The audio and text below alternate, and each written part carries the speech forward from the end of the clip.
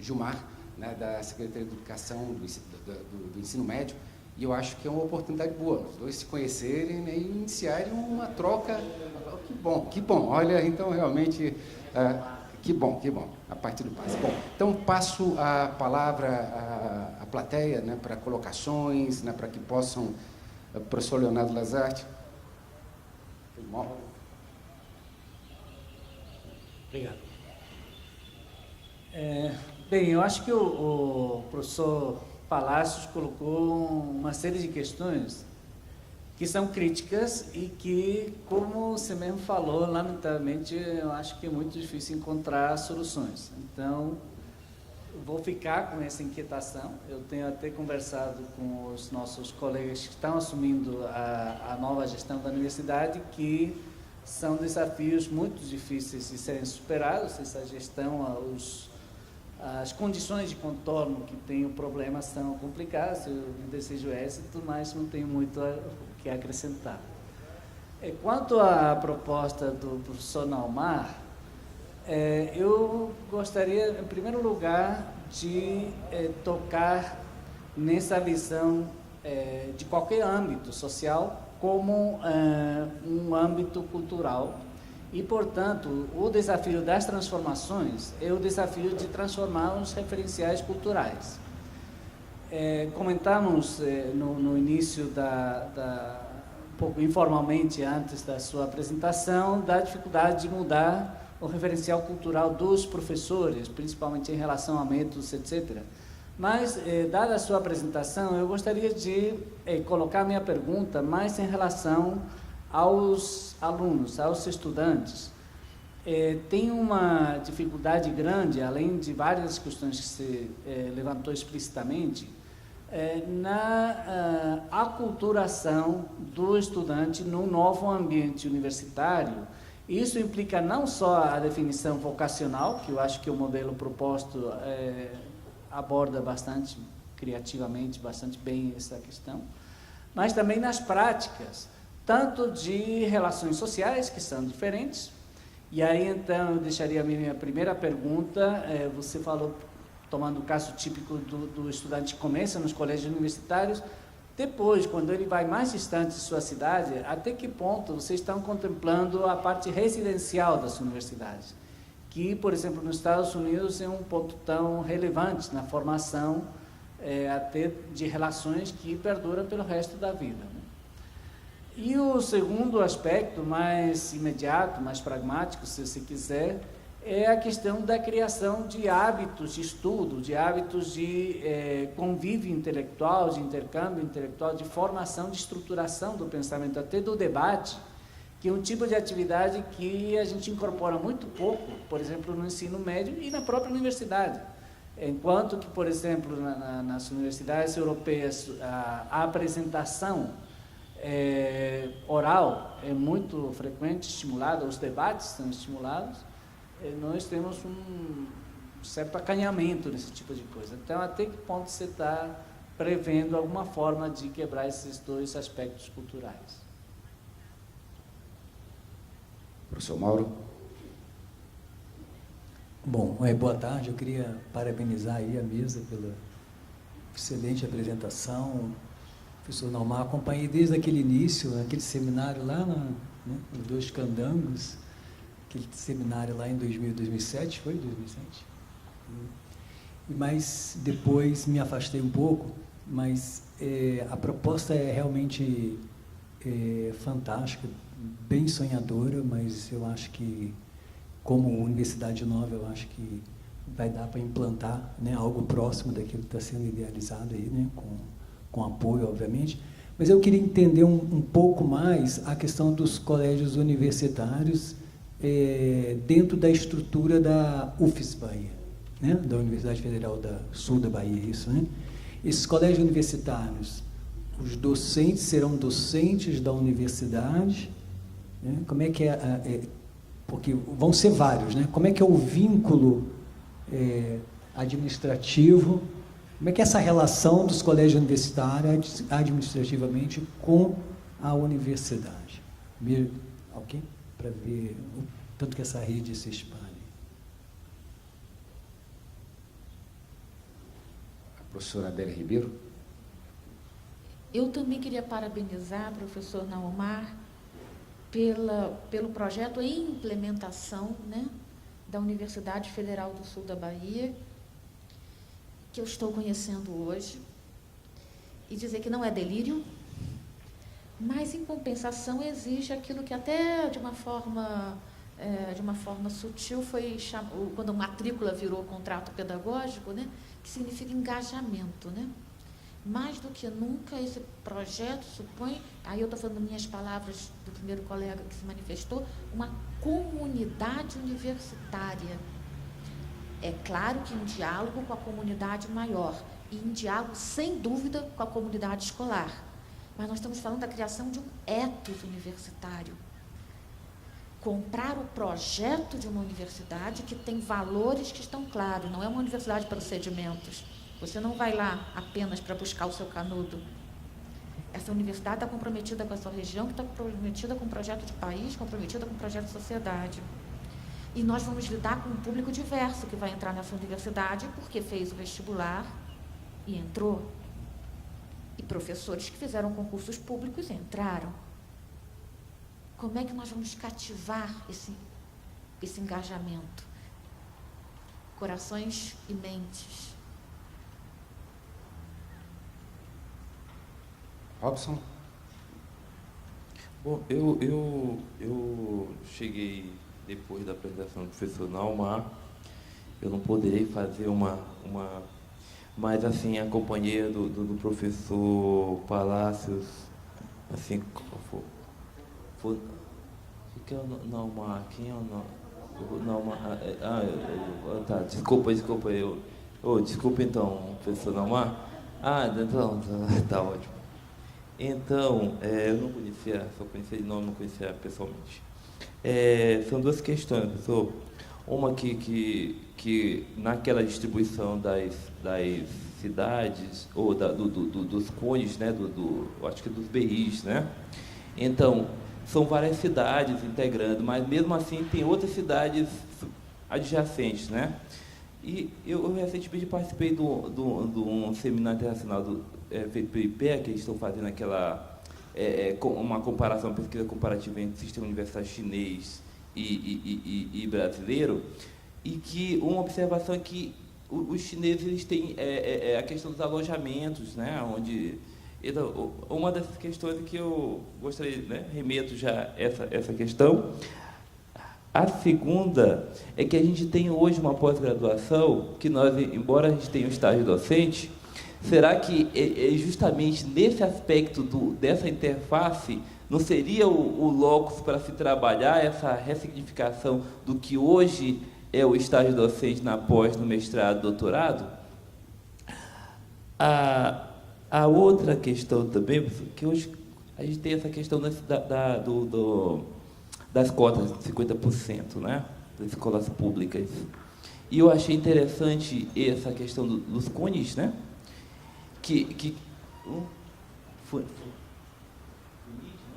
Não, desses centros desses colégios universitários, né? E aí eu vejo uma oportunidade nessa discussão das cotas, a gente fazer uma discussão da escola pública nessa perspectiva. Será que não daria muito seria muito mais dinamizado a potencialidade do ensino médio, né, nessa interface? Então, eu acredito que eu coloquei meus questionamentos. Desculpa, eu passo a palavra imediatamente aqui para o professor Manuel Palácios, né, em função do tempo que ele tem, mais exíguo, e a gente continua. Eu gostei imensamente da proposta que o Naomar faz para a Universidade Federal do Sul da Bahia, não é isso? A proposta dos colégios universitários é bastante... não é só inovadora, ela é uma solução para o problema do acesso à educação superior de uma maneira que me parece financiável e ajustada. O desenho me parece todo ele bastante interessante. Agora, se trouxer o problema dos desafios que eu quis apresentar no início para perto deste desenho, a gente precisa ir começar a decompor os problemas e tratar cada problema na sua arena própria, né? Porque também não tem uma solução que resolva todos ao mesmo tempo aqui e agora, né? Então, digamos que seja uma boa solução para a estrutura acadêmica. Não é difícil imaginar vias de acesso, de aproximação a esse desenho das inúmeras universidades que já iniciaram o processo de mudança. Então, a minha universidade tem os seus 3 bacharelados. Não encontrou ainda uma situação, uma circunstância de maior mobilização interna para que os cursos profissionais viessem a fortalecer a proposta dos bacharelados, especialmente da área de ciências humanas. Por exemplo, o direito ainda não descobriu isso que o Naumar apresentou como sendo uma excelente solução, com a sua metáfora do funil. Mas eu acho que o desenho acadêmico ele é um desenho suficientemente flexível para que ele admita formas de aproximação até o momento que isso recebe uma chancela legal qualquer, uma decisão legislativa que reorganiza. Então, eu não tenho por que ser pessimista nesse território. Mais encontros como esse certamente acontecerão e à medida em que a demanda por democratização do ensino superior no país se fortalece, mais um passo dá em direção ao modelo que o Naumar vem advogando, não de hoje, mas há bastante tempo. Com relação aos problemas de responsabilização, eles se assentam no limite em uma certa cultura institucional. E, se quiser, uma cultura que envolve a educação. Acho que a base dessa redefinição de responsabilidades e os sistemas administrativos que dão suporte a essa redivisão de responsabilidades, o ponto de partida é também a frase que o Naumar citou aqui: educação não é privilégio. Se nós começarmos, a educação superior não deve ser entendida como um privilégio. É muito comum nas nossas universidades nós encontrarmos a ideia, por exemplo, de que a pós-graduação é um lugar de excelência e que, se muita gente tiver acesso, aquilo fica maculado, sabe? É muito frequente, né? Doutorado é para pouquíssimos. Né? Mestrado também deve ser tido assim como uma espécie de unção, né? Então, essa redivisão de responsabilidades implica o desenvolvimento de um ético profissional da parte dos profissionais, o desenvolvimento de uma responsabilização ajustada para os estudantes, a qualificação média do graduado brasileiro nos cursos correntes das universidades, da minha em particular, é muito baixa. Em uma grande quantidade de cursos, o aluno chega ao final do curso com uma dedicação e uma aplicação relativamente modestas. É preciso ampliar a carga de responsabilidade do estudante no curso de graduação. Você consegue, e estou falando isso de universidades que têm processos seletivos relativamente competitivos. Na minha área, que é a educação, os critérios que estão em vigência são muito baixos e domina uma cultura de irresponsabilidade estudantil. Boa parte das pedagogias que o Naumar propôs depende do estudante ativo e, evidentemente, responsável pelo seu percurso universitário.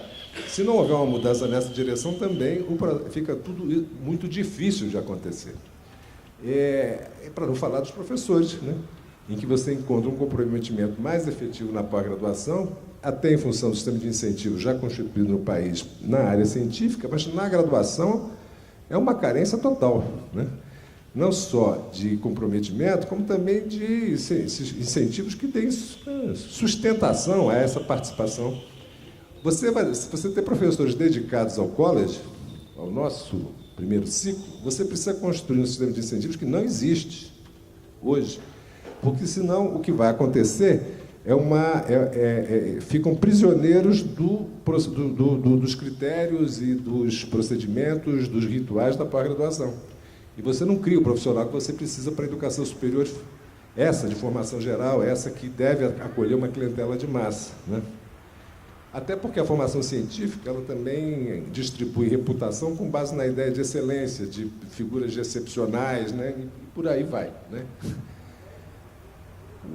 E tudo isso leva ao primeiro ponto: como é que você vai produzir nas universidades as lideranças e os grupos ativos dessa mudança? Mudança sem ator vai ser difícil de acontecer. É claro que o país todo muda, e vem mudando sem atores assim extremamente, né, duros e bem constituídos. E vai continuar mudando e positivamente, por isso que eu sou otimista. Mas instituições precisam de atores mais visíveis, né, para que elas se aperfeiçoem, né? E há uma carência de movimento. O Naumar é uma figura assim, de comportamento heróico nas universidades. Ele vem, apresenta na Bahia, em todos os lugares, vai a qualquer canto que você chamar. A gente precisa ter mais gente comprometida com isso. Criar redes de fóruns e movimentos que as ideias circulem, né? E também sermos críticos com relação a Andifes, sermos críticos com a condução dos negócios da educação superior no Ministério da Educação, certo? Sermos críticos com relação ao que as lideranças mais visíveis, que ocupam posições de governo e posições de representação das universidades, dizem e fazem. Eu acho que isso precisa ser feito. A Andifes podia ser um lugar mais aberto às ideias. É extremamente refratário a ideias. Se você chegar com uma ideia na Andifes, você vai ser expulso dali, porque não é um lugar para discutir ideias. E não estou exagerando. Não estou exagerando, né? É mal visto, porque parece pernóstico. Afinal, por que uma ideia aqui dentro? Somos todos iguais, somos todos leitores, somos todos importantes, né? Por que ele acha que é melhor que eu? Não é isso? É uma maluquice isso. Mas a gente precisa romper essas barreiras. Então, eu agradeço mais uma vez o convite. Não tenho uma contribuição específica à discussão dos modelos, mas eu acho que a gente precisa fazer mais vezes isso daqui e nos animarmos com esse movimento, né? Eu vou atrás do Naumar, onde ele for, eu vou atrás, batendo palma. Muito obrigado.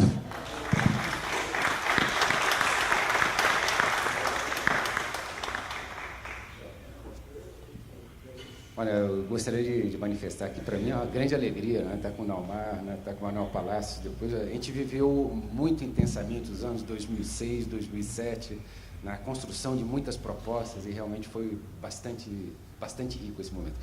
Naumar, então, a palavra, né, para...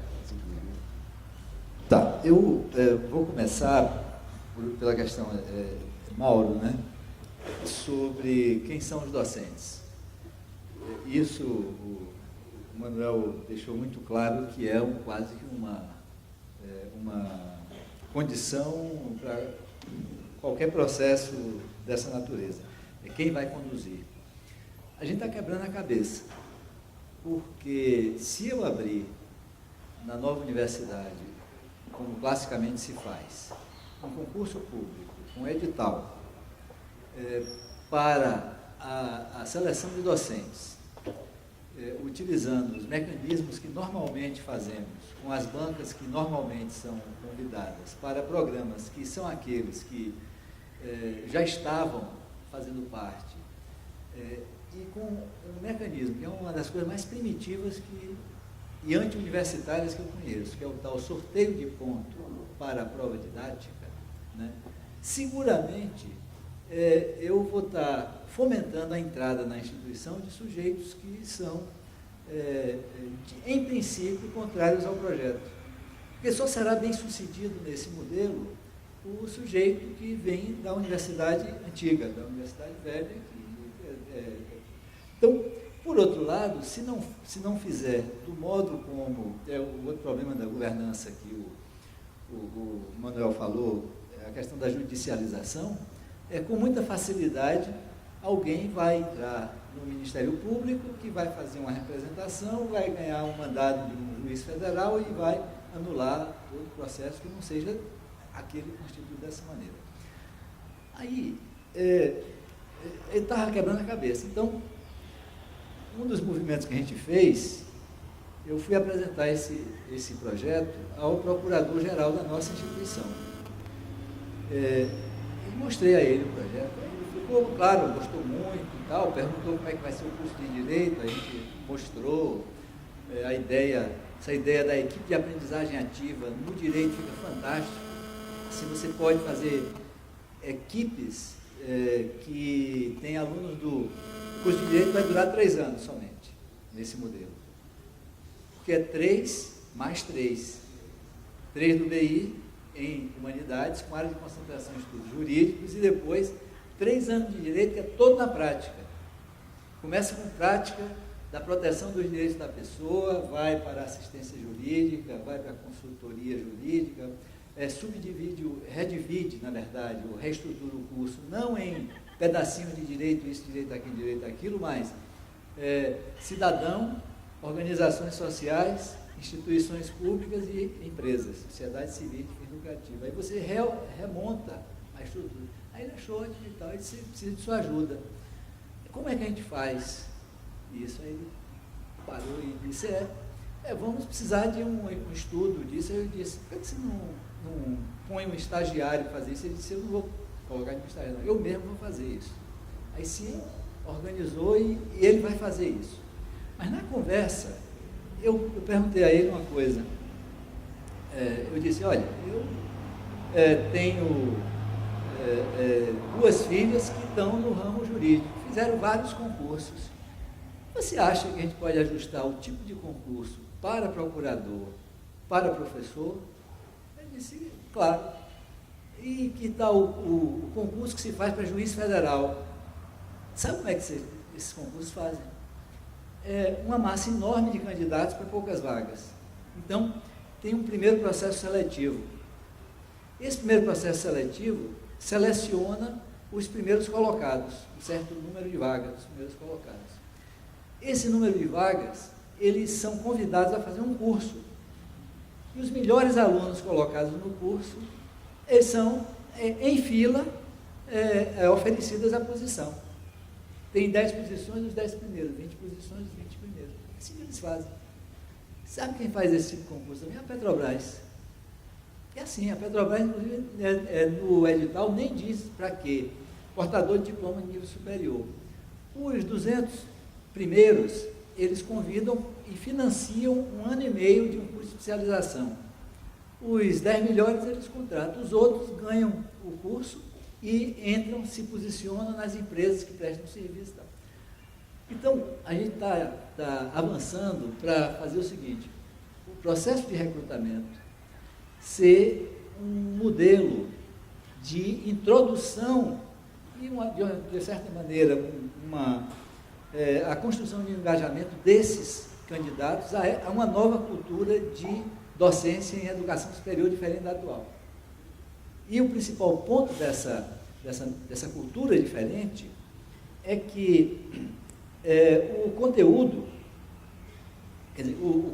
que o sujeito domina deixa de ser importante para a seleção que é feita.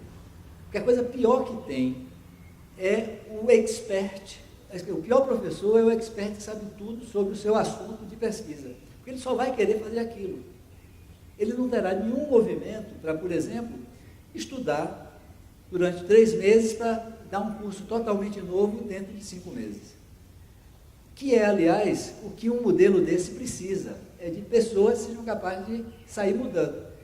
Aquilo que João estava falando de manhã, de que por que Anísio Teixeira preferia chamar escola progressiva em vez de escola nova?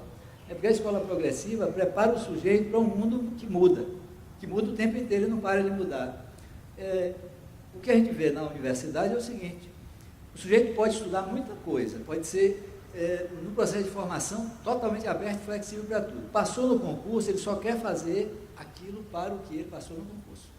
Aí o conceito do famoso desvio de função, que é uma das maiores pragas do serviço público em geral, quer dizer, no mundo em que você precisa que os sujeitos sejam capazes de fazer muitas coisas, o cara passa num concurso e diz, eu só faço aquilo que o concurso diz que é para eu fazer, que meu cargo diz, e se não for desvio de função, eu prefiro não fazer nada do que fazer alguma coisa fora do que é a minha função, é aplicado para a universidade. E isso reforça os modelos disciplinares. Então, sua pergunta é o ponto crucial do projeto, que é o que Emanuel identificou. São os atores do processo. E a gente está pensando em fazer, além disso,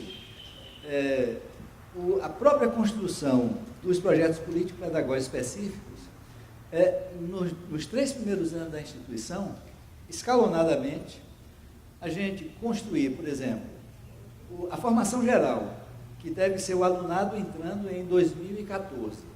Nos colégios universitários e na sede, a gente usa o ano que vem para a construção político-pedagógica desses projetos.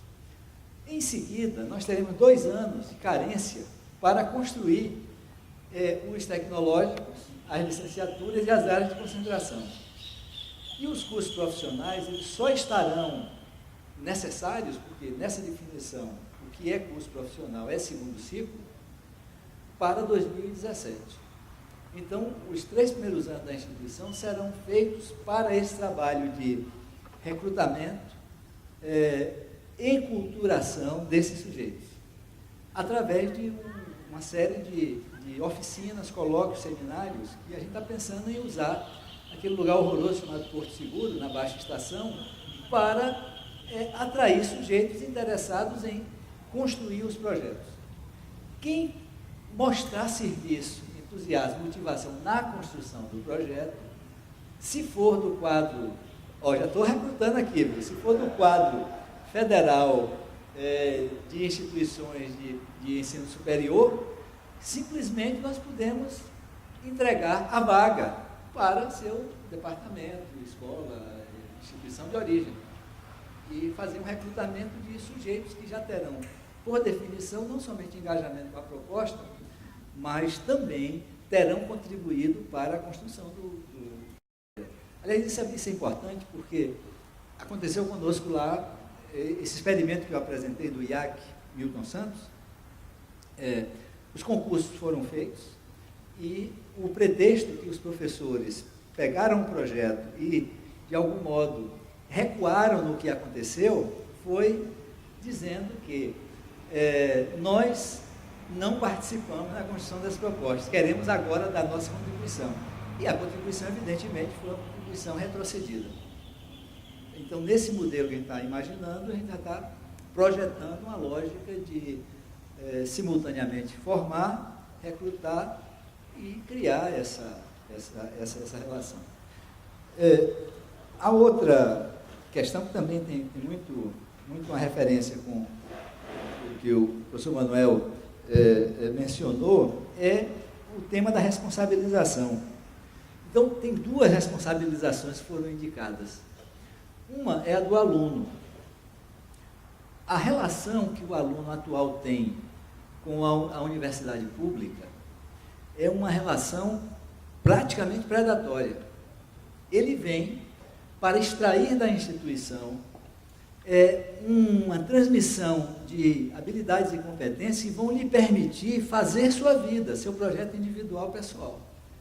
E a instituição existe para que ele se aproveite dela, do tempo, dos equipamentos. Você tenta até explorar um pouco olha, isso aqui é um patrimônio do povo brasileiro.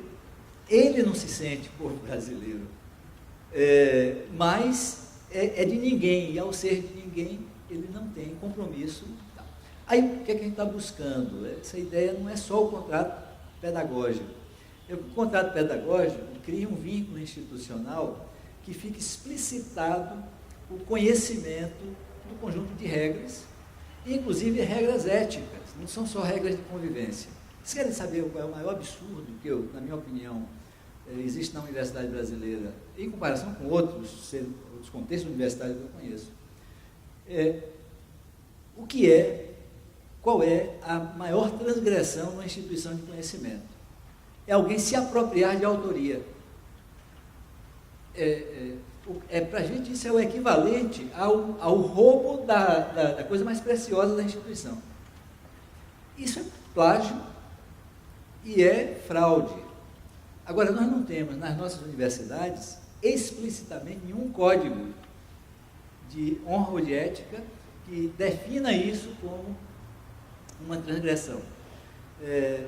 Quando eu estava finalizando meu mandato lá na universidade, trabalhei um ano inteiro para aproveitar a onda ótima que estava acontecendo, né, para refazer estatuto e regimento.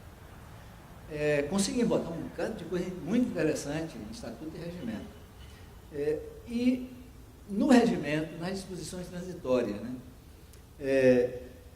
se deu um prazo de 6 meses para que fizéssemos códigos de conduta, de ética docente discente e de servidor, né?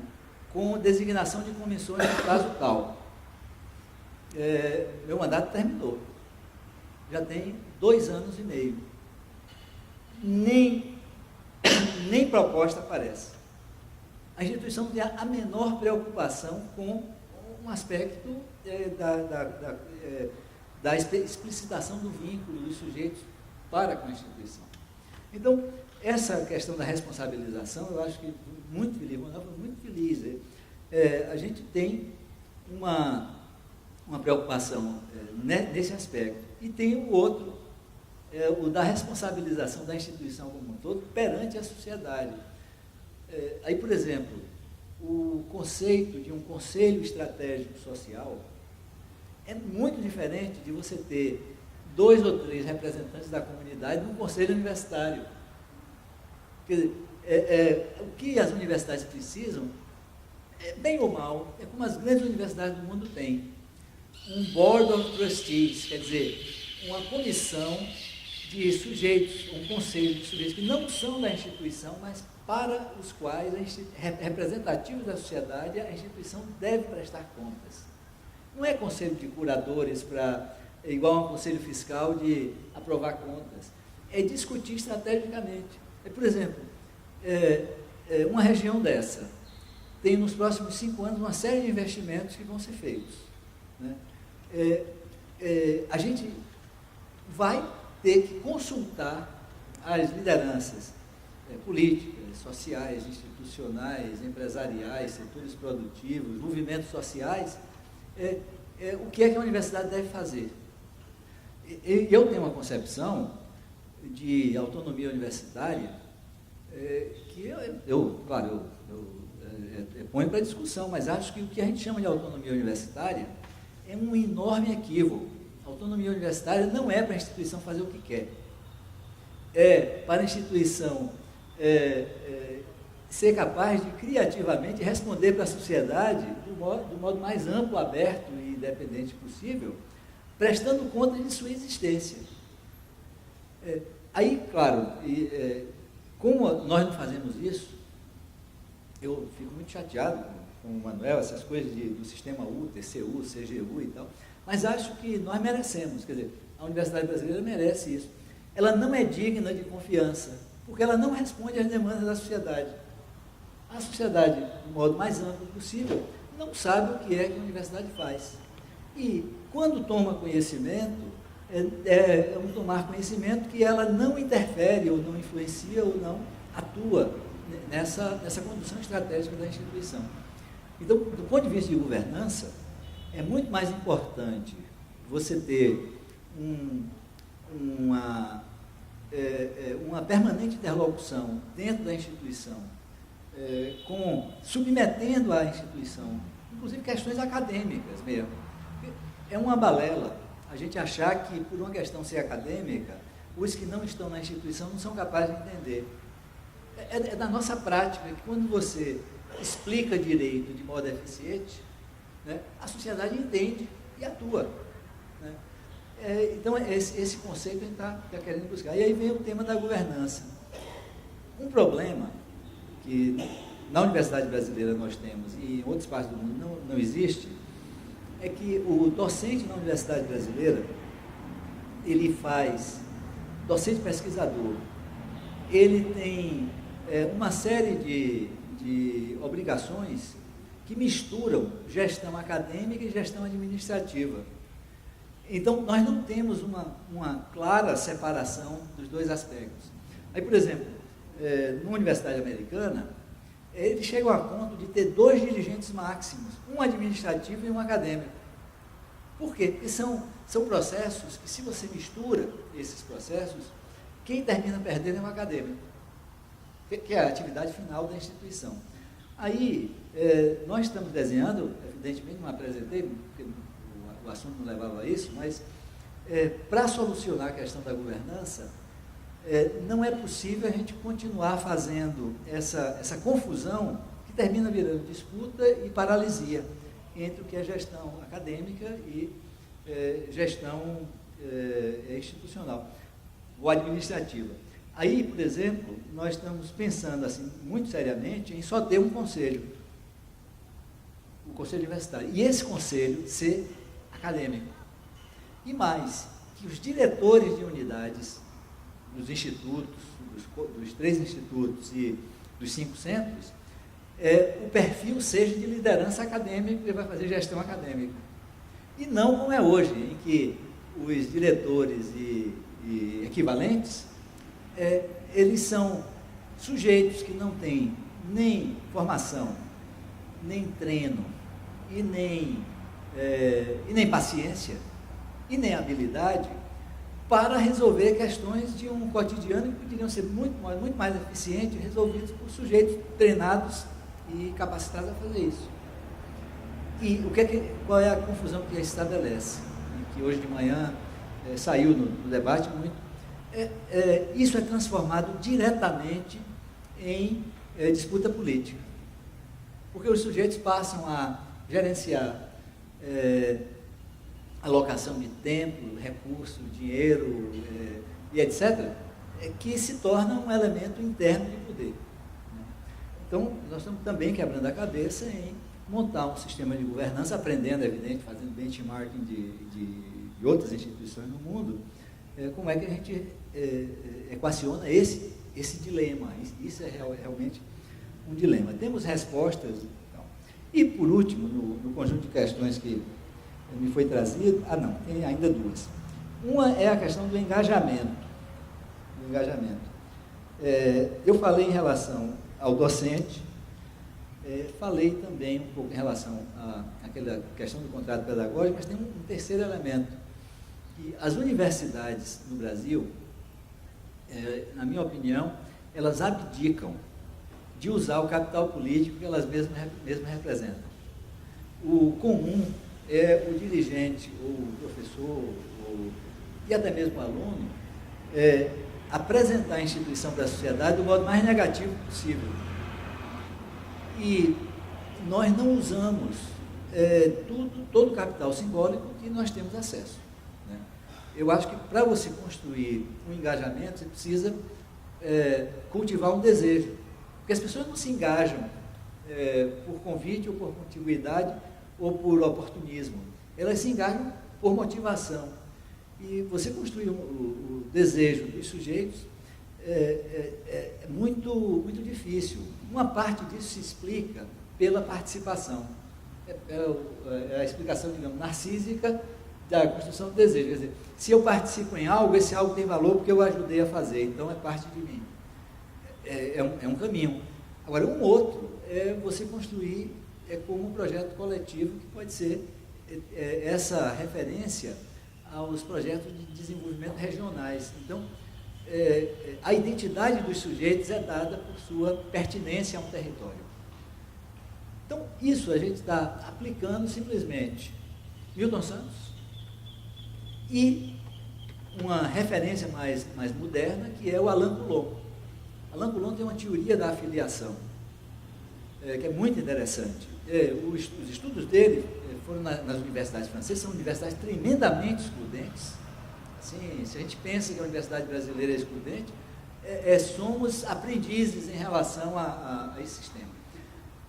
E a questão do isolamento, da exclusão que imigrantes, pobres, habitantes de subúrbios, de pequenas cidades, sofrem no sistema universitário francês. Ele estudou isso. E terminou elaborando uma teoria muito interessante, o Murilo conhece bem, muito interessante, que a gente está aplicando nesse desenho. O colégio universitário é um dispositivo de inclusão e engajamento de sujeitos, fazendo com que a transição, que normalmente é uma transição traumática, trote é um sintoma disso, é uma transição traumática de sujeitos excluídos para perderem sua identidade de origem e, ao assumir a identidade de entrada, passem a fazer parte do outro mundo. E, a partir daí, eles rejeitam todos do seu mundo anterior. Por isso, quem toma um trote esse ano não vai revidar ali. Espera o ano seguinte, porque ele será o ministrador do trote.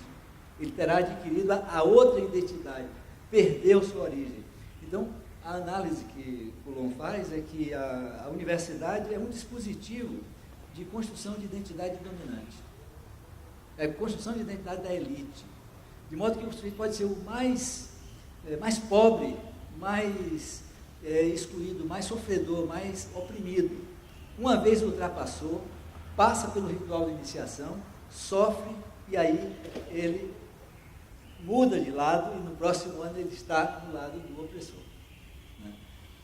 Esse conjunto de ideias a gente está aplicando no conceito de que é muito mais interessante para a instituição sair de onde está para passar a fazer parte do território do que construir um muro simbólico em que os sujeitos terão que sair do território para entrar na instituição.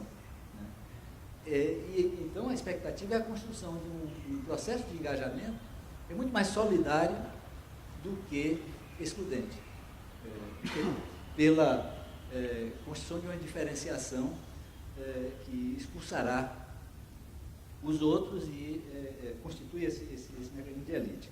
Agora, aí tem uma discussão que vários de vocês perguntaram e que eu acho que no debate sobre cota está aparecendo muito, e eu acho que ele está sendo mal colocado, que é o seguinte: muita gente diz assim, o problema não é entrar na universidade, o problema é permanecer. Por isso que todo programa de ação afirmativa tem e deve propiciar os mecanismos de permanência para os sujeitos fiquem. Tá? O que é que a gente está lidando com isso? A ideia do alojamento, do dormitório, nas universidades americanas tem bastante, a gente está pensando, Léo, em ajustar ao contexto sociocultural da região. E está sendo muito propícia essa discussão, porque as prefeituras desses pequenos municípios, os poucos que conseguem concluir o ensino médio e são aceitos em processo seletivo nas universidades privadas, nas cidades polo, as prefeituras pagam todos os dias um ônibus que vai e volta, gastam fortunas, mas com um caráter simbólico de ter jovens da pequena localidade cursando uma universidade ou uma faculdade na cidade, isso é financiado. Aí o que é que a gente está propondo como quase que uma alternativa? Né? Bom, esse processo ele pode ser legítimo, mas se for para uma universidade pública, é meritório. Se for para uma universidade, uma faculdade privada, não. Então, a prefeitura poderá manter esse sistema. Agora, em vez de transportar para a faculdade XYZ, vai transportar alunos que fizeram bem o colégio universitário para concluir o seu bacharelado. Com a vantagem que ele manterá seu vínculo cultural local mais forte. Agora, segunda opção, a prefeitura, como parte do convênio tripartite que implantará o colégio universitário, confirma a sua participação no financiamento de residências ou dormitórios no campus. Para nós, essa segunda opção é melhor. Por quê? Porque você introduz o sujeito em um outro ambiente cultural, que já é um ambiente cultural promotor digamos, como é que Anísio Teixeira falava, evolução progressiva, né? Não, Darcy Ribeiro falava, né? dessa evolução progressiva. Né? Agora, aí vai depender de caso a caso, negociação a negociação. Qual é a diferença desse sistema que a gente está montando para o atualmente existente? Porque o Manuel Palácio falou que era preciso montar, e é correto ele, um modelo de incentivos. O modelo de incentivo qual é? É que o aluno no colégio universitário, ele não precisa de uma bolsa. Ele está no seu ambiente, ele pode continuar a trabalhar, terá suas atividades. Com esse modelo, ou de ir e vir, ou do dormitório, ele completará o colégio universitário. E quando for para o segundo ciclo, ele já vai entrar num nível tal de estágio que a bolsa que ele recebe não é mais uma ajuda de custo. Já é uma contrapartida pecuniária por uma contribuição substantiva para a sua formação. Isso muda radicalmente a relação do jovem que está no programa de ação afirmativa perante a instituição. ele não vai estar devendo mais nada à instituição. Quer dizer, não será um auxílio que ele está recebendo, e sim uma remuneração por uma atividade produtiva que ele vai estar desempenhando, que por ela a instituição estará sendo remunerada. Por quê? A empresa que fizer um acordo com a instituição, um convênio, e financiar 10 bolsas de residência portuária, o residente terá uma equipe de alunos de engenharia que vai estar recebendo também nesse pacote de bolsas a bolsa pelo estágio dos alunos em cada um dos níveis da equipe de aprendizagem ativa. Então, o próprio processo de aprendizado do aluno estará trazendo para a instituição um financiamento complementar absolutamente necessário para a qualidade do seu programa. Então, a questão do dormitório se engaja nisso. Quer dizer, e a gente pode imaginar também que tem uma vantagem do ponto de vista político. É claro que ninguém vai obrigar nenhum prefeito a assinar convênio. Agora, uma vez a instituição apresentando os termos dessa adesão ao modelo, eu duvido que as lideranças políticas locais, que são muito perceptivas digamos, desse jogo de vantagens e incentivos, né, certamente vão criar com essa instituição um tipo de relação muito diferente do que atualmente acontece. O que é que atualmente acontece? Eu estou me estendendo, mas porque essa é a questão crucial. O que é que atualmente acontece? Uma universidade interioriza, abre cursos excelentes e os alunos que preenchem as vagas nesses cursos não são da região. Quanto melhor o curso, maior a atração externa. A Universidade Federal do Recôncavo da Bahia tem um excelente curso de cinema em Cachoeira, um lugar maravilhoso. Tem anos que não tem um aluno da cidade. O melhor curso de medicina da Estadual de Santa Cruz, em Itabuna, tem 120 candidatos por vaga a cada ano. Já tem 5 anos que não tem um único aluno da cidade que entra nesse curso. E esses jovens vêm, fazem sua formação e depois vão embora. E no percurso, a relação da comunidade com a instituição é uma relação de hostilidade, de separação e de alienação. Né? Então, é por isso que esse aspecto de você construir a instituição para que ela seja realmente acolhida e integrada no desenvolvimento da região, você precisa atentar para, isso não é um detalhe, para questões estruturais do desenho curricular. Você não pode simplesmente replicar o que dá certo em Brasília e fazer clones disso numa localidade aqui próxima, que levará para lá sujeitos que não pertencem àquele conjunto de relações primárias. Né? Então, tudo isso é um pouco a aplicação de teoria da afiliação do percurso.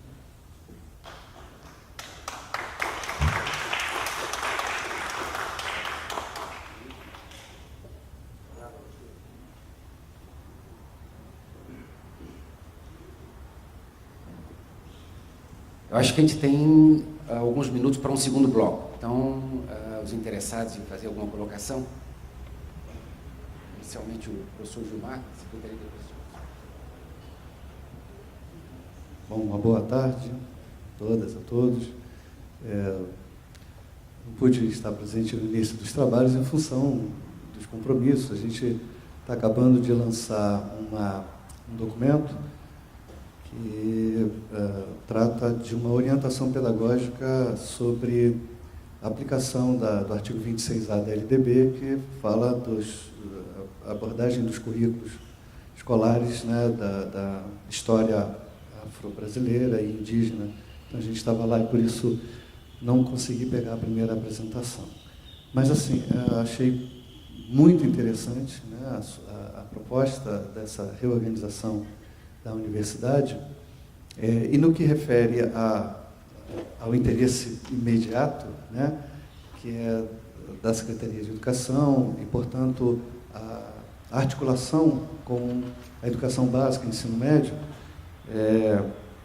duas coisas, inclusive ressaltadas pelo professor Remy, me pareceram bastante fortes. A primeira questão dos compromissos, né? E a segunda passa também pelo que o Ebisader recentemente publicou, chamou da falta de um projeto de nação. A nossa história, ela não tem como referência um projeto de nação, né? Na educação, sobretudo, foi citado a questão jesuítica e etc, etc. Me parece que agora a gente está construindo isso. Então, nesse sentido, a cultura que nós temos da universidade ao preparar os docentes que vão atuar, sobretudo, né, na licenciatura, vão atuar na educação básica, me parece que não consegue dar conta disso. E, portanto, por exemplo, nós temos na rede do Distrito Federal, em termos de titulação, talvez proporcionalmente a melhor titulação, temos centenas de mestres que estão atuando lá, dezenas de doutores que estão atuando lá, mas isso não se traduz, no geral, em uma excelente qualidade da educação. Então, está faltando alguma coisa. Talvez essa noção de projeto de nação, que dá para perceber claramente nessa sua proposta. E com relação ao compromisso, que também é um desdobramento desse projeto de nação, nós estamos discutindo no Fórum dos Coordenadores Estaduais de Ensino Médio um documento para ser apresentado ao MEC, que menciona exatamente, o título do documento, inclusive, é Compromissos Recíprocos. Envolve a universidade.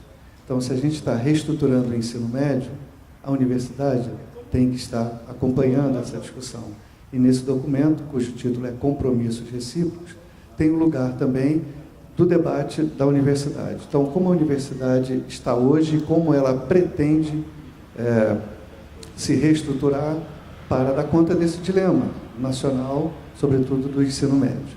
Então, nesse sentido, objetivamente, como está acontecendo a articulação dessa proposta com a Secretaria de Educação da Bahia, até porque me parece que eu vi bem rapidamente, os colégios universitários utilizarão as instalações de escolas estaduais, mas apenas o aspecto físico, como é que está essa relação, inclusive como demanda, né, social. Quer dizer, a Secretaria de Educação tem alguns projetos, tem algumas propostas curriculares, e como a universidade, com esse formato, poderá trabalhar articuladamente nesse sentido. Obrigado. Boa tarde. Eu sou o professor Valberto Porto, da Universidade Estadual do Ceará, e faço parte de uma comissão de reelaboração do projeto pedagógico do curso de Ciências Biológicas da universidade. E vi na palestra do professor Naomi, na matriz de formação da Universidade Federal do Sul da Bahia, a questão da possibilidade de integração da formação do licenciado com a sua formação profissional posterior. Vi também que havia uma duração maior dessa licenciatura, talvez até por conta, não sei, da questão da diretriz curricular para a formação do professor, que exige a prática como componente curricular e exige também os estágios com 800 horas de acréscimo à formação, né? Vi também algo muito interessante no que se refere à questão do aluno ser, à medida que ele vai progredindo, ser tutor da turma anterior. Achei isso sensacional, porque vai dar responsabilidade ao nosso aluno e inclusão dos outros já na questão da aquisição do conhecimento.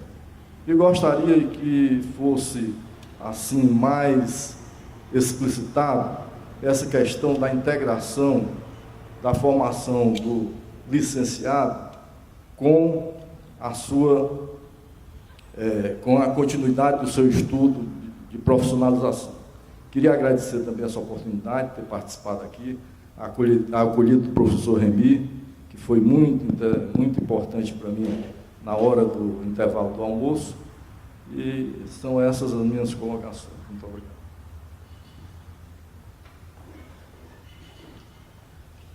Alguma outra intervenção?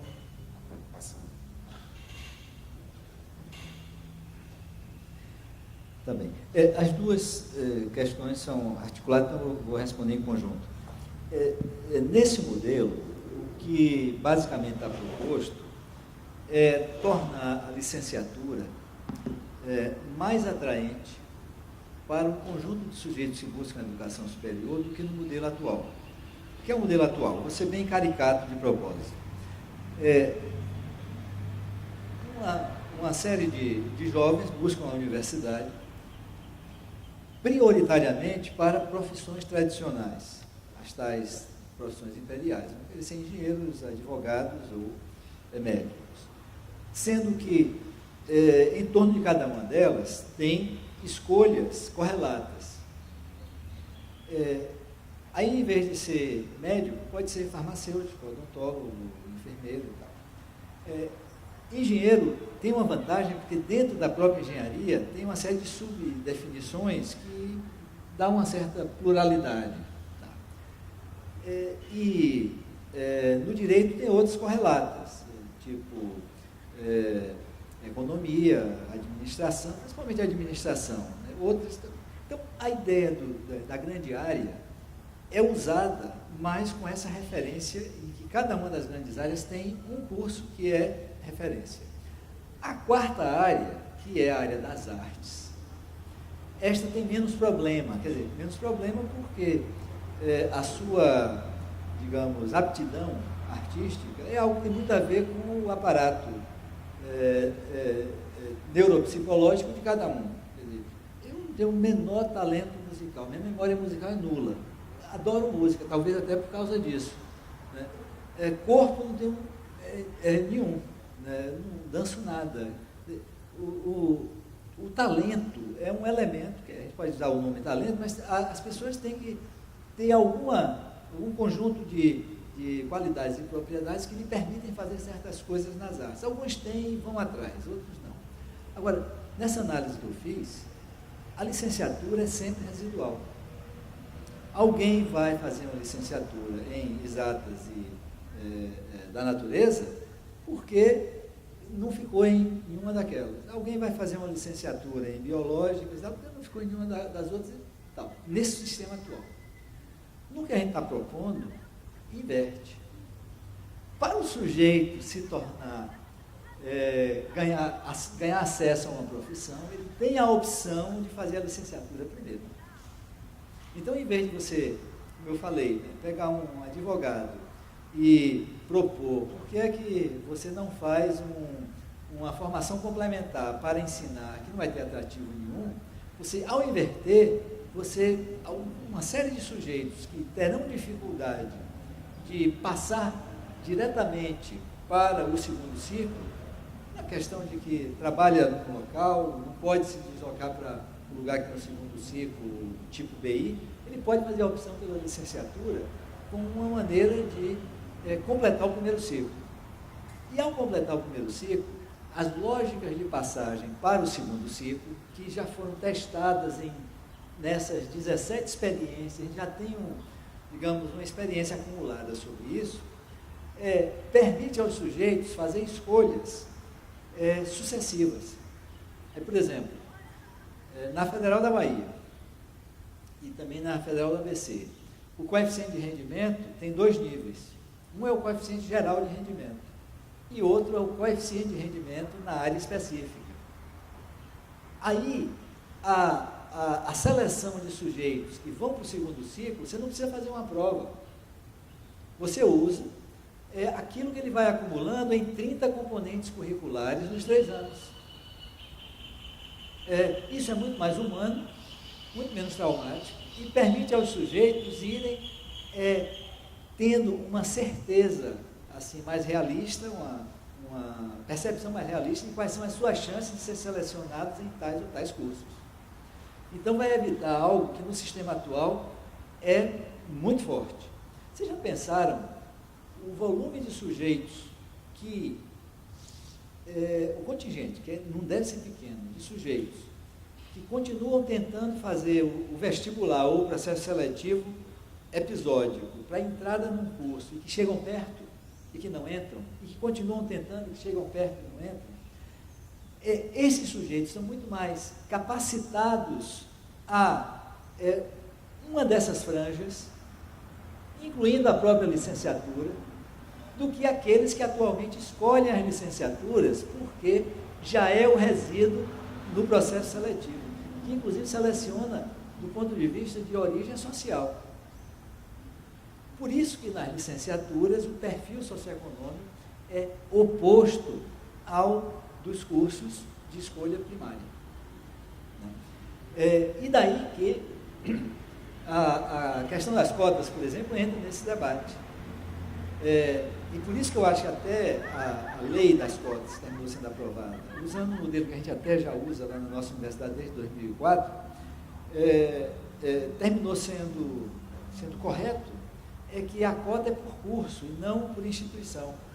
Porque por instituição, as instituições, como elas oferecem um número muito grande de vagas para as licenciaturas, elas já preenchem a mais até do que os limites. E na média, a gente já pode dizer que a maioria das instituições está perto de, como instituição, preencher as cotas. Agora, não por curso, porque a seleção social se dá na Universidade Brasileira, dentro da universidade, pelo curso. Qual é o modelo que a gente aplicou lá e eu acho que é bem sucedido? É o seguinte, o aluno faz o bacharelado, tem esses coeficientes de rendimento com ponderação, ele tem direito a ter 3 opções para segundo ciclo.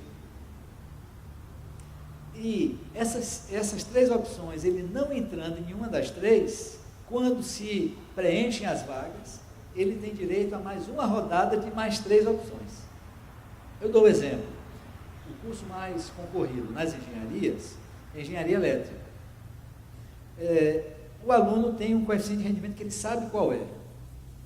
E ele construiu durante 3 anos, comparando com os seus pares. Né? Escolhe engenharia elétrica, primeira opção.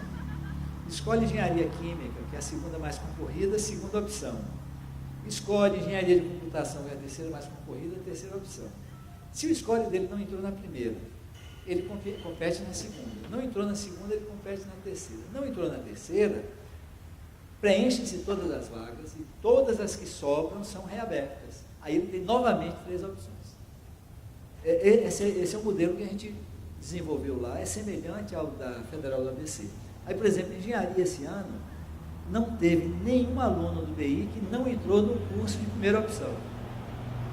Todos entraram, porque nós aprovamos que 20% das vagas, eu mostrei no slide daqueles, né?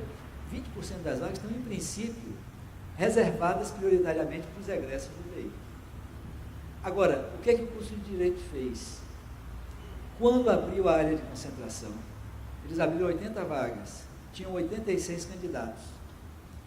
Eles, quando viram a qualidade dos alunos, porque os alunos já chegavam com 3 componentes curriculares de português, com língua estrangeira, com computação, com discussão sobre o mundo e tal, aí eles simplesmente tinham 86 candidatos, eles acolheram todos os 86. Aí quando foram decidir qual era o percentual de aceitação do segundo ciclo, em vez dos 20%, eles propuseram, não, queremos 30%, reservaram 30% das vagas de direito para os alunos do BI. E para o ano que vem querem 50%. E já estabeleceram uma comissão para que o curso de Direito vai ser o primeiro curso da nossa universidade, onde a entrada vai ser exclusivamente pelo DI.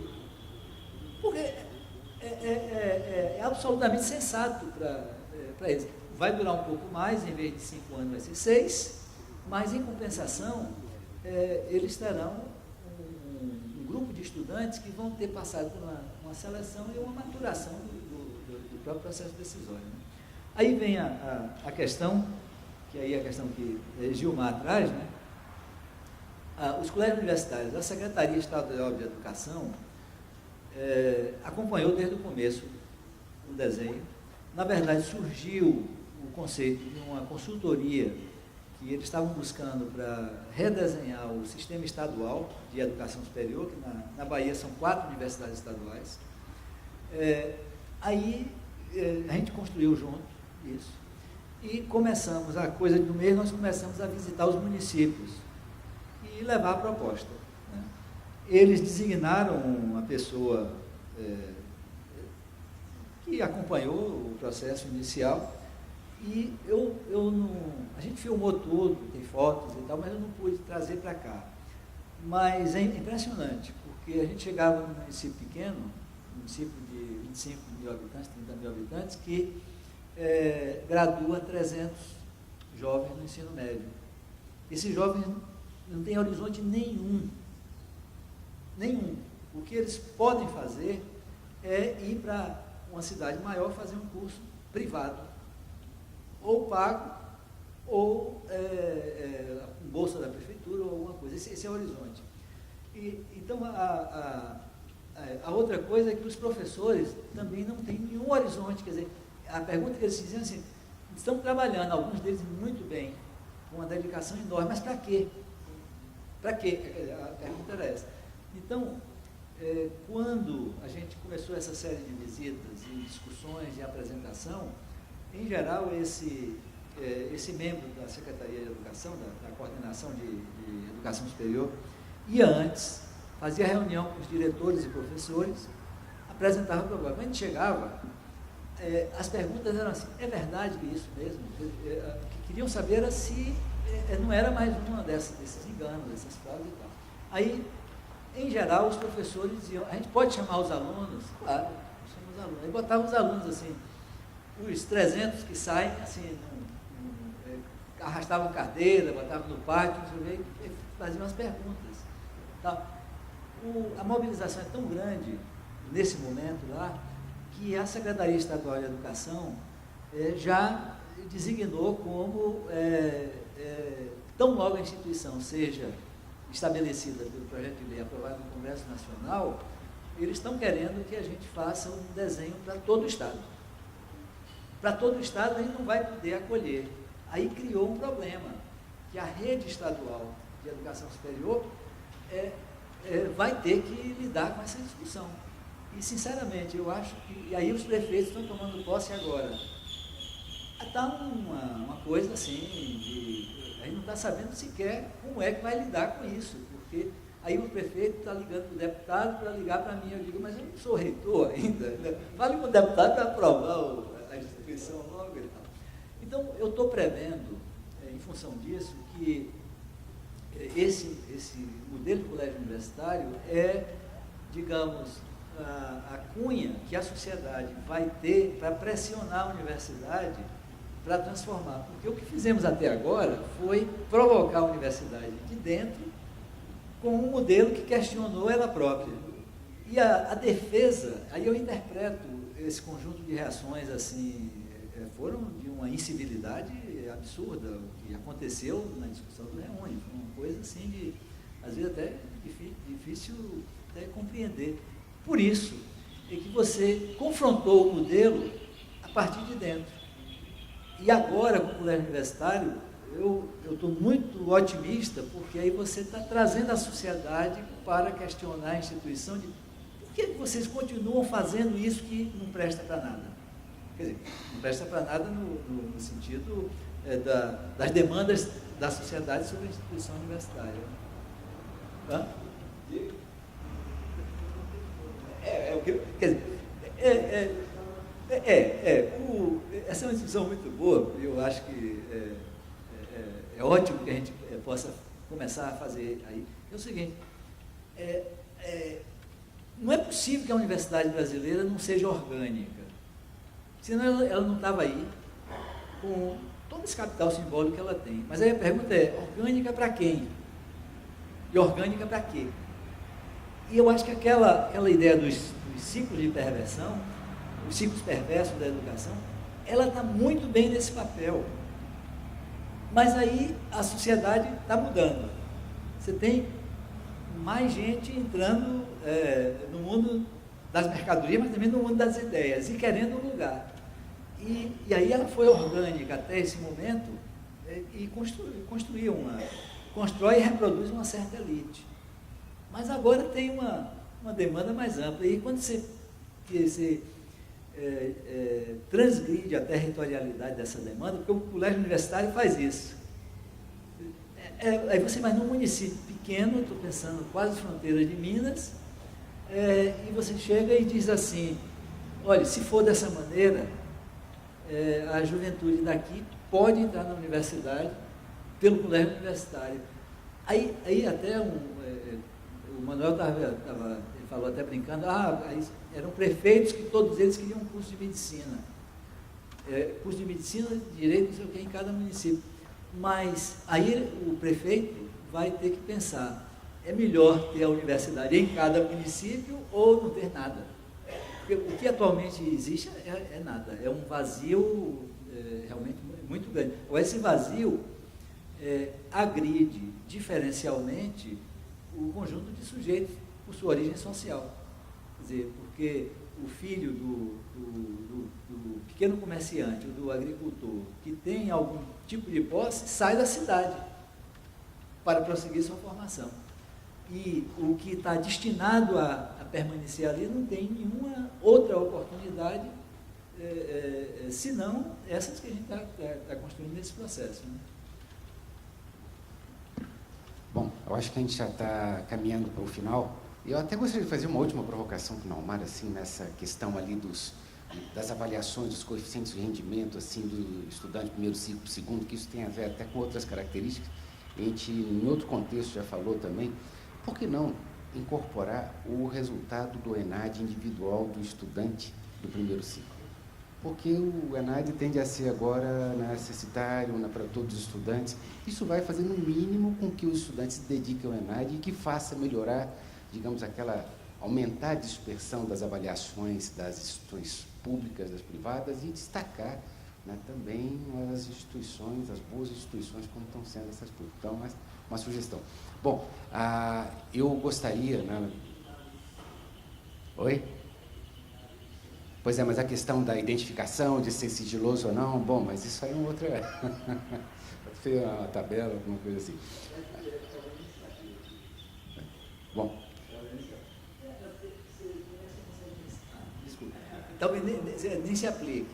Como é que você pode pensar um ENAD para cursos interdisciplinares? Não, estou falando do ENAD dos bacharelados interdisciplinares, por exemplo. Esse já está em foco, né? Por exemplo, houve aprovação, nós participamos até da comissão aí da elaboração das diretrizes dos bacharelados interdisciplinares, aí um encaminhamento para a CONAS, para que ela, digamos, coloque nos ciclos avaliativos ali, tudo direitinho, né, as provas do ENAD. Mas não, no ciclo avaliativo em geral, a gente ainda está discutindo se é possível você ter um ENAD. Não, mas o bacharelado interdisciplinares vai ter. Não, mas é uma dificuldade, tem uma questão de conceito aí. Você pode definir um conjunto de conteúdos, habilidades e competências para áreas profissionais, mas, por exemplo, genericamente, ou em geral, ciências e tecnologias. Pois é, Naumar, até o ponto que eu estava no MEC, o encaminhamento que era dado era de um ofício para a CONAS incorporar no ciclo avaliativo, e já estava toda uma articulação com o INEP também. Não, mas já estão fazendo, mas não com o exame. O exame ainda não existe e está em discussão se haverá um ENAD para BIs. E se houver, porque vocês viram a diversidade de denominações. Mas nos referenciais orientadores ali tem quatro grandes áreas.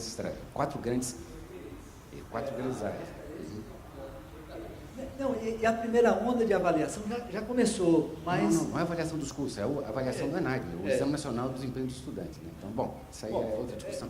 Aí vai. Mas é uma polêmica e eu acho que vale muito a pena. Eu sou fã, né, de que haja uma exposição das notas, dos resultados do ENAD, dos estudantes, porque isso faz, no mínimo, com que os estudantes das instituições públicas se comprometam a realizar bem as avaliações, e eu tenho certeza que, uma vez que eles se comprometam a realizar as avaliações, eles vão, digamos assim, aumentar a dispersão das notas e vai elevar o padrão, digamos assim, do ponto de vista das notas, e separar as excelentes instituições, que são, muitas vezes, as instituições públicas, das outras, que atualmente existe um aglomerado de instituições e que fica muito assim misturado em função dos resultados do ENAI. Bom, mas partindo, eu gostaria de agradecer.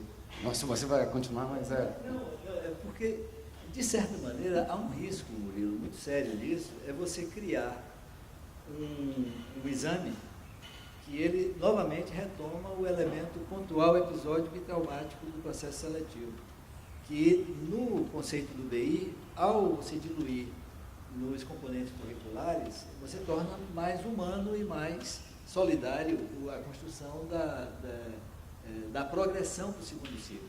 E se você cria um exame, qualquer que seja, a tendência da universidade antiga é pegar esse exame e tornar ele um vestibular dentro da universidade. Aí as pessoas vão passar a ter um único score, em vez de ter um processo. Mas não precisaria ser um único. E agora, de forma contrapartida, não precisa, não, um dos outros. Os coeficientes de rendimento, agora, humanitário seria, de fato, mais humano seria, de fato, ter o número de vagas, né, para o segundo ciclo dos interesses dos estudantes que estejam bem qualificados.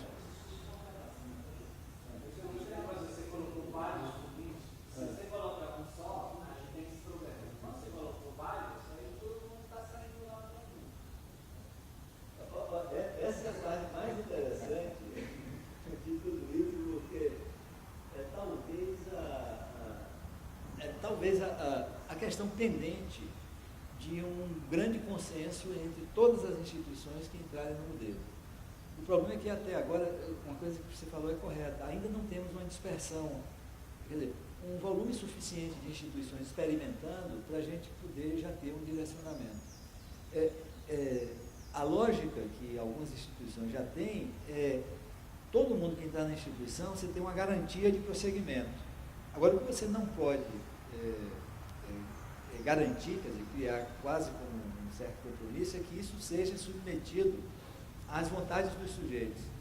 A instituição ela tem que construir um perfil de oferta. Senão, a gente terá uma sociedade só de médicos, engenheiros e advogados, né? Aí, só para pegar a coisa mais clássica. Mas esse, eu acho que é o tema que a gente precisa ter mais instituições experimentando e discutindo para discutir. Daí que no GT de avaliação, apesar de ter algumas pessoas fazendo pressão nessa direção, eu estou na linha contrária. Eu acho que estou observando. Eu acho que a gente eu estava na outra direção. Para avançar nessa direção. Tá certo. Alguma consideração a mais? Não, agradecer, eu acho que isso a gente precisa realmente louvar e celebrar. É uma retomada de uma linha que, de alguma forma, foi interrompida, né, aqui na instituição. E parabenizar a vocês e esperar que os resultados desses debates sejam publicizados, divulgados, disseminados para contribuir com esse momento. Eu acho que é um novo momento.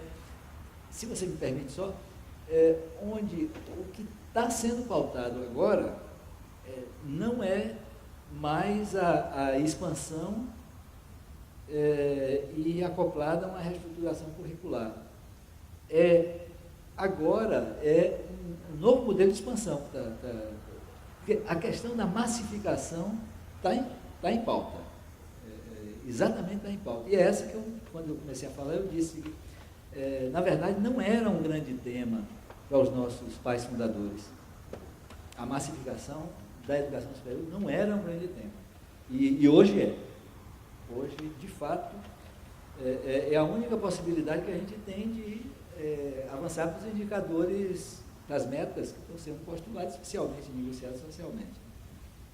Bom, antes de passar a palavra para as palavras para os momentos finais aqui, eu gostaria muito de agradecer a presença de todos e gostaria de dizer o seguinte: esse seminário teve uma coorganização, né? O João, né? O professor Vilar, eu, o Remy, mas o Remy, ele carregou o piano nas costas de uma forma muito importante E eu gostaria, então, de agradecer muito assim, o empenho todo. Eu acho que se não tivesse o empenho do Remy nesse processo, da maneira que aconteceu, não teríamos, né, esse seminário, né, acontecendo e de uma forma tão boa. Os resultados, né, digamos assim, das apresentações devem ser, digamos, apresentados em termos de um livro que já está pronto, Remy? Bom, o Remy vai falar disso. Então, eu passo a palavra então, para o senhor Remy e ficam meus agradecimentos também. Muito obrigado. Bom, eu também agradeço a presença de todos e, aproveitando as palavras que o Murilo falou, eu queria fazer um depoimento pessoal que não foi fácil fazer esse seminário. Foi muito difícil. Até agora aqui me entregaram aqui, acabaram de me entregar o ISBN que chegou da Biblioteca Nacional. Os livros me prometeram para 6h30 na DUMB. Nós tivemos um problema de contratação da gráfica, editora, ao longo do processo. Então, embora os textos tenham chegado aí, mas foi realmente trabalhos incessantes aí no último mês, principalmente.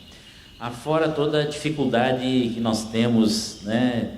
Cada passagem, se eu contar aqui, professor, mas foi de mesa em mesa para fazer as coisas andar e chegar aqui. Inclusive, agora eu saí aqui com o professor Manuel, estava na expectativa, será que ele vai conseguir fazer o check-in, porque teve um problema na vinda, eu ali com o coração na mão, até que a TAM liberou o check-in aí, então realmente foi muito difícil. Eu acho que isso também espelha um pouco a minha reação inicialmente dos processos extremamente complexificados que assumiram, particularmente aqui na UNB, que eu digo que hoje é um laboratório da AGU, né?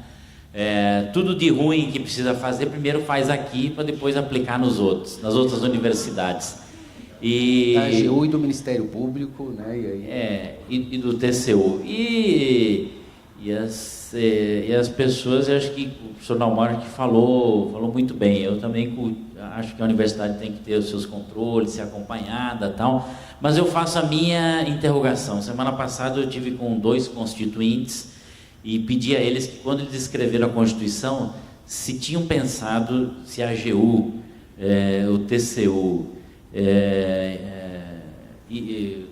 a AGU e a CGU... O Ministério já existia, mas principalmente o TCU, né, a AGU e a CGU, eles tinham pensado que eles iam se transformar nisso que eles se transformaram, né? E aí, uns deputados que estiveram muito próximos, né, disseram que jamais tinham pensado isso, né? E aí eu coloco mais uma coisa: nós construímos 3 monstros, né? E ao mesmo tempo que a universidade é controlada por todos, ninguém controla a CGU, a AGU e nem o TCU, né? Então eu acho que essa é a grande interrogação que nós temos que nos fazer. Mas, mais uma vez, agradecer. Eu acho que foi um momento riquíssimo nesses 50 anos, né? Sabíamos, né, nas primeiras discussões, quando propusemos que seria talvez o único debate de fundo que poderíamos oferecer para a universidade nesse momento ímpar, né, do seu aniversário, e também de um momento de transição. Eu acho que nós estamos vivendo uma outra etapa, né? Vamos vivenciar uma outra etapa na universidade. Lamento muito que o professor Naumar teve que esperar 5 anos para voltar para a UNB. Talvez ele tenha voltado antes, talvez esteja exagerando aqui. Mas para fazer essa discussão que nós estamos fazendo aqui, eu acho que nós perdemos. Eu vou falar pessoalmente porque eu entrei na universidade em dezembro de 2005, quando a Andes viabilizou uma greve aí maluca, e viabilizou mais uma agora recentemente. E aí eu acho que nós perdemos uma oportunidade assim enorme de debater esses assuntos, e também como egresso desse sistema que estava se expandindo. Eu às vezes não consigo entender por que nós na universidade reagimos tanto à mudança, tanto à expansão, né? Eu sempre, fazendo até um depoimento pessoal, sou um filho de agricultores, né, da costa do Rio das Antas, que nunca tive a oportunidade de estudar uma universidade pública. Embora eu venho de um estado que tem um determinado padrão de renda muito melhor do que o Nordeste, mas há desigualdades também no Rio Grande do Sul, e muitas, né? E sempre almejava que a universidade acolhesse de braços abertos a população e principalmente os trabalhadores, os filhos dos trabalhadores. Mas o que eu assisti nesses últimos anos foi uma reação contrária exatamente a essas populações que deveriam ser melhor acolhidas pela universidade pública. E por isso que também me empenhei e contei aqui com a colaboração dos colegas para junto pensarmos outras possibilidades, né, de tornarmos a universidade, diríamos assim, mais acessível, né, não digo para todos, mas para aqueles que de alguma forma podem chegar à universidade. Bom, e para finalizar, quero dizer que convido a todos vocês para o lançamento lá na DUMB a partir das 19 horas, né? Espero que o livro já tenha sido entregue lá, consiga colar o ISBN e todos vocês consigam retornar para as suas cidades, né?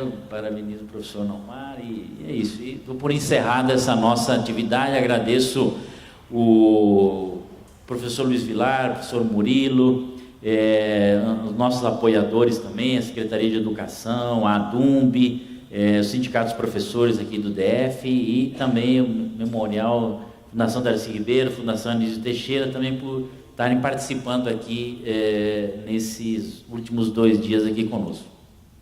É isso.